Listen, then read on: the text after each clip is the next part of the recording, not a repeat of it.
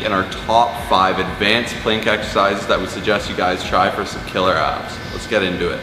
Alright guys, so the plank creates a stiffness in your abdominal core and then creates that rigidness in all your muscles, keeps them tight, keeps them contracted, and keeps them static all the way from your shoulders to your kneecaps. You're going to incorporate so many different muscle groups. It's a burner and it has a different play on gravity.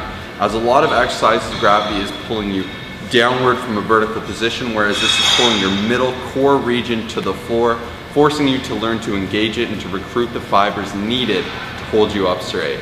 So to do this and to do this correctly, you're going to be feeling a little bit in your shoulders, your biceps, your abs, your glutes, your hamstrings, and several other minor muscles, especially in the spinal region.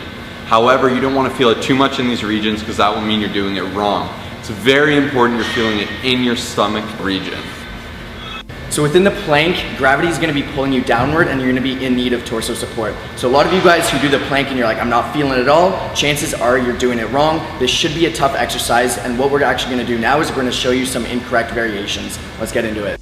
Okay guys, so here Kyle is showing you a very incorrect version that a lot of people do, where they stick their butt right up in the air. Here you're just using your leverages to your advantage and putting a lot of the pressure on your shoulders. This isn't that hard to do. I really would recommend not considering this a plank because it frankly is not.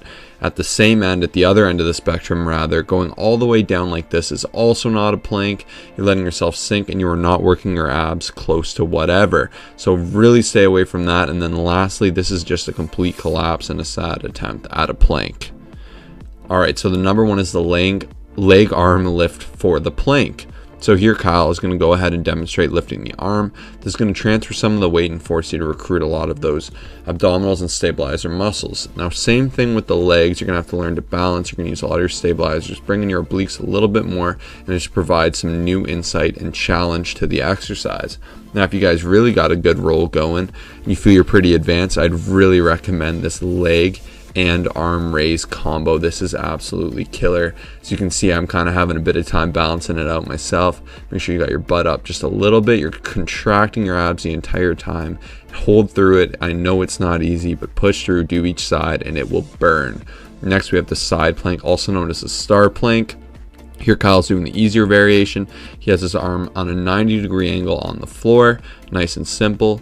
Then over here, this is the star variation. This is very hard, requires a lot of stabilizer muscles, really brings in the obliques, a lot of work on the shoulder, and it takes a lot of practice. Next we have the weighted plank. This one's nice and simple. I didn't film it because unfortunately we didn't have any plates in the studio. This adds extra resistance if you are doing it correctly and you still aren't feeling it enough. We have the hip dip planks. These are my go-to oblique work. Here you're still doing your plank, you're making sure you're squeezing your abs and you're dipping that hip right to the ground nice and far, squeezing your obliques as you can. These are your rotary muscles of your abdominal trunk, and these will burn. The more you do, I love them. It's definitely my go-to.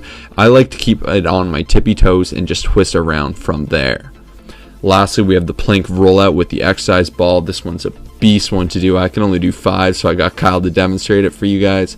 Here you can see, just as a little setup, it's a little bit tough to get into, but you want to find your balance first, just like he did here. Then you're going to push it out, fully extend yourself like an ab roller. This one is just brutal. It requires so much dexterity and ability to stabilize, hold yourself up, as well as good abdominal control. Make sure you're still squeezing those abs and doing it properly and not cheating through the exercise. There you guys have it. That's our top 5 advanced exercises. Make sure you guys are using this. We'll put a little mock routine for you to try down in the description so you can check that out, grab that for free, get some killer abs. Please make sure you're doing these right, and remember, it's all about engagement with your mind and the muscle above everything else. That's how you do it. We'll see you